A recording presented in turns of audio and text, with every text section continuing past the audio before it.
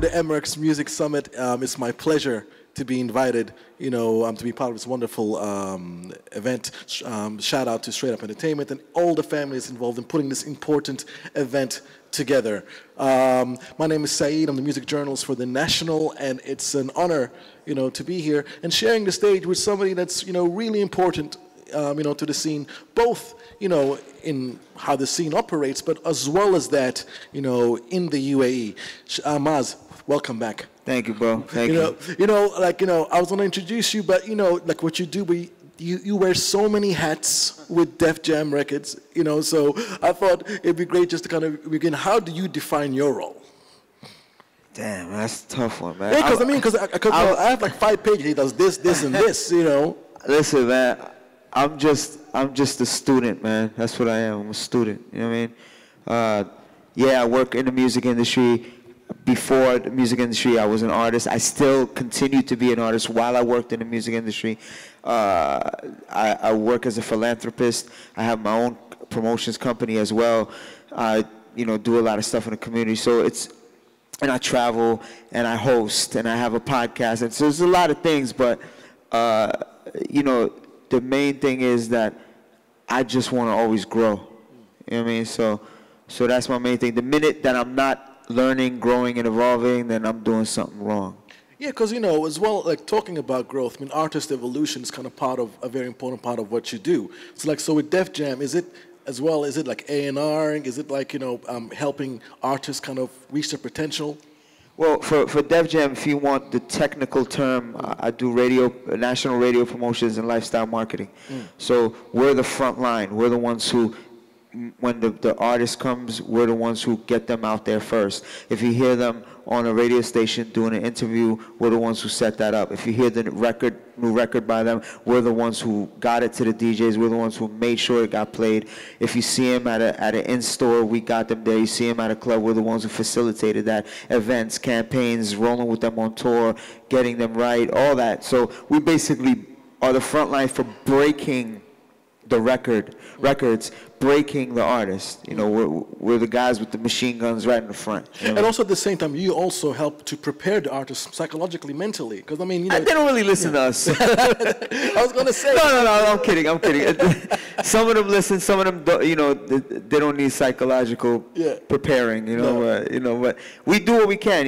We're there to help them. We're there to do our job and break them. And by the way, I'm just fortunate to be an artist and also work in the music industry. What does that kind of give you, like in terms of like, as an artist yourself? With that role, does it kind of give you an extra edge? Yeah, it gives me a lot of insight because, I started. I'm almost at Def Jam, almost 18 years. When I started there, it's crazy. When I first started at Def Jam, I got my first big deal. We got a deal through Coup d'Etat Records, distributed by Caroline. So it was a huge deal for us. Before that, we were putting out 12-inch vinyls, and that was a big deal. Oh, my vinyls at Fat Beats, So, but then when we got the deal, a full album deal, it was a big time of excitement. We had a lot of expectations. The label told us a lot of things that they were going to do, and they did almost. They didn't even do 50% of it. So I was real disheartened. But at the same time, I had just started at Def Jam, so I was like, you know what? I'm gonna take couple years off, 3 years off, and learn this inside out, or as best I can, so I don't have to rely on these labels anymore. So I could figure it out myself. So from 04 to about 08, 07, I didn't put out any music. I still did shows, I still toured, did all that, but I didn't really put out records. So those 3 years, I really used it to learn, and I came back by having my own distribution, have my own marketing and promotions, and my own, in essence, label. So I learned it and was able to do it. And I'm continuing to get better at it. I'm on my 11th project, and I'm still. So on one hand, there's a kind of that. On one hand, you're kind of doing things as a solo artist. You're kind of fiercely independent, and on the other hand, you work for the man. Yes. Yeah. So I wonder. It's like how does that work? First of all, people are like, some people don't especially early on, they didn't digest it. Like, wait, you work at Def Jam, but you also, I don't get it. And these are, some of them were big artists that I was on a road with. They're like, what? Why can Jay-Z do that and I can't do that? Why? Maybe not on his level, but why can he be an executive and have his label and be an artist and be an entrepreneur, and some people like me, I can't? You know what I mean? So that's how I always looked at it, like, F that. If he could do it, I'm going to do it. You know what I mean? So I didn't give myself a ceiling, which a lot of people do, or limitations. But I also learned that you have to, whatever thing you take on, you have to really get nice at it before you put your foot forward.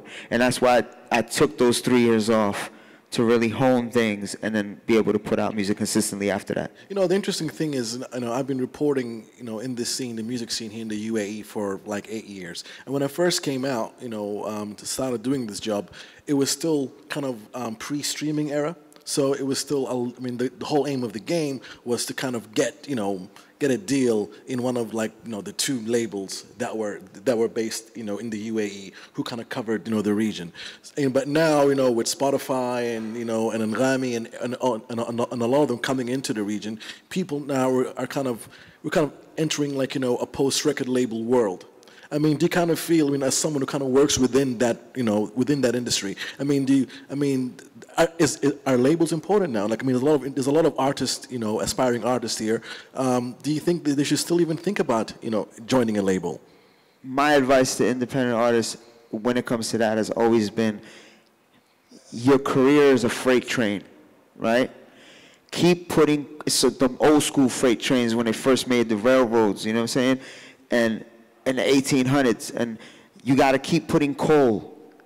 Keep putting coal in it. Let that freight train move, move, move. Don't wait on those labels, because you'll still be at the train stop waiting. Keep putting coal in that train. Keep going faster. Let them catch up to you with their horses. Let them catch up to you, because they're a bank. They're a bona fide bank for you, you know? And yes, you can open up your own burger shop and succeed, but they have the McDonald's logo. So it can help you. The money can help you, obviously, but also certain things can hinder you. There's certain limitations where they're put on you. So get your freight train to the speed where you'll call the shots if they come with their horses after you, you know, to get what you're already doing.